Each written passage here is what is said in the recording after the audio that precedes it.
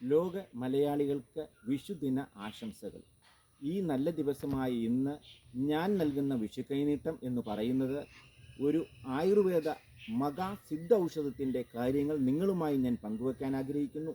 ആ അറിവ് നിങ്ങൾക്ക് നൽകുവാനായാണ് ഞാൻ ഈ വിഷുദിനത്തിൽ അത്തിമൂട്ടിൽ ആയുർവേദ എന്ന ചാനലിൽ വന്നിരിക്കുന്നത്. അഷ്ടചൂർണത്തിനെ കുറിച്ചാണ് ഞാൻ പറയുന്നത്. കുഞ്ഞുങ്ങൾക്കും പ്രായകാല ഭേദമന്യേ വയറിന് അകത്തുണ്ടാകുന്ന അസുഖങ്ങൾക്ക് ഏറ്റവും നല്ല സിദ്ധ ഔഷധമാണ് അഷ്ടചൂർണം.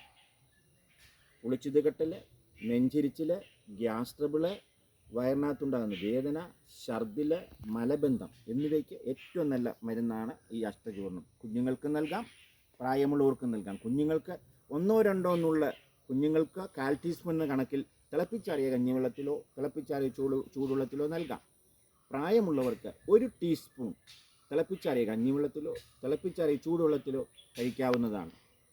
ചുക്ക്, കുരുമുളക്, തൃപ്പലി, അയമോദകം, ജീരകം, കരിഞ്ചീരകം, ഇന്ദുപ്പ്, കായം എന്നീ 8 മരുന്നുകൾ സമം ചേർത്ത് പൊടിച്ചെടുക്കുന്നതാണ് അഷ്ടചൂർണം.